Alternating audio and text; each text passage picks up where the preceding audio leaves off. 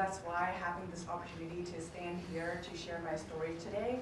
One, I'm very grateful for God for allowing me to still survive to this day, but also to Mr. President. Thank you for now making DC safer. Thank you very much. For us, for our families, for my parents, on my behalf of my parents, and now my baby on the way. Thank you so much.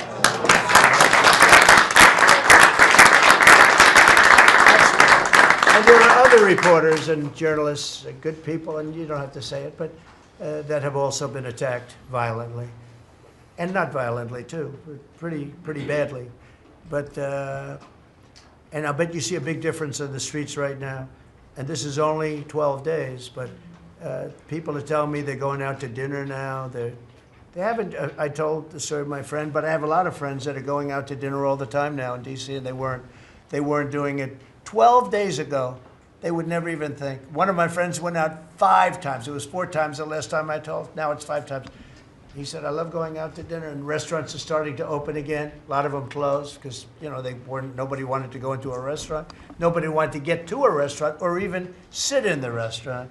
But you see a big difference now, don't you? I do. I do pass by Union Station every day on my way home, and I do feel a lot safer seeing the trucks right outside, seeing the National Guard troops members right outside. It just made me feel like I'm hopeful about DC again, and one day hopefully we can raise our family here. Thank you very much. That's nice. And those are tough troops, too. Those are not politically correct troops. We don't have politically correct anymore. We have tough guys, tough people, including some tough women. But we have tough people, and when you look at them, I tell you, they showed one scene where a bunch of Trinidad guys or whatever, maybe MS-13, maybe MSDNC, okay? Because to me, they're worse. I think they're worse. MSNBC maybe is worse than Trinidad. Real scum, real dishonest people. But anyway, but they went into this gang. I think it was Trinidad, Venezuela, and they weren't nice to this group of people. The gang was calling them sir. Yes, sir. Yes, sir. Get out of here. Get the hell out of here. You're no good. Get out of here. And yes, sir. Yes, sir. Yes. These are people that beat up people all day long, and they're calling these soldiers. That's what they are. They're real soldiers. There's no games. I said, you don't have to be politically correct. And you know the way they used to spit in the face of the soldiers, with the soldiers standing like this, and you'd have some guy or some woman sometimes screaming at them from 1 inch away. They're standing there, and they're told you cannot do anything, and they start spitting, actually spitting in their face. And I said, you spit, we hit. And they're totally authorized to do that, all of those things. But your story is great, and there are other stories here, but they don't have to tell them. But some people are ashamed to tell them. They don't want to tell them. But it was like a jungle, and it's not a jungle anymore. And it's going to get so good that this will be the safest capital there is. It'll be one of the safest places in our nation, anywhere. And right now, it's one of the most unsafe places, but not now. 12 days ago, it was the most unsafe place in our nation. And they have to stop issuing false crime numbers because, I mean, I heard the mayor, and I like the mayor, you know, fine. I don't care if I like her or not. If she did her job, I wish she were a horrible person who did her job. But she's probably nice, I guess. I don't care. I want her to do her job. But they issue false numbers. She said, crime is down, you know, before we got, now they can say crime is down. Crime is very much down. But what they did is they issued numbers. It's the best in 30 years. Not the best. It's the worst.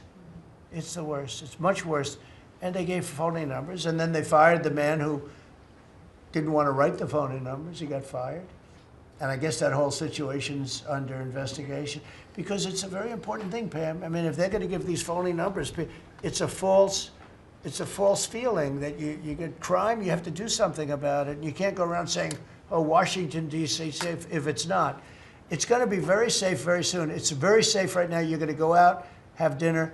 People are going out all over the place. They're walking. I have people that work in government, strong, tough cookies. They can take care of themselves. But it doesn't help to have big, strong muscles and I work out. If a guy's over there with a gun shooting you in your face, you can be the strongest guy in the world. A guy has a gun, shoots you in the face.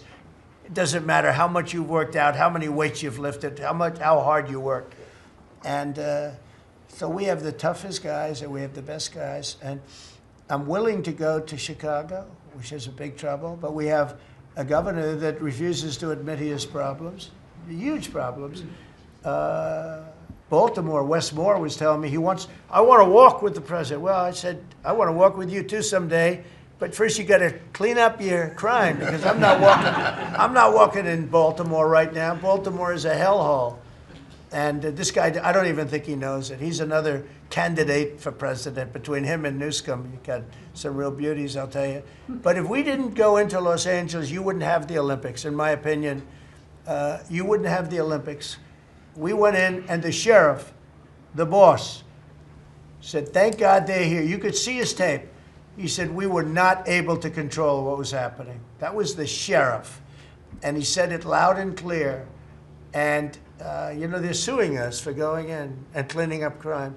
And yet their own sheriff said, on the first or second night, he said, we could have never handled. That was going to be, you were not going to have the Olympics or the World Cup, because that would be, there wouldn't be anything left.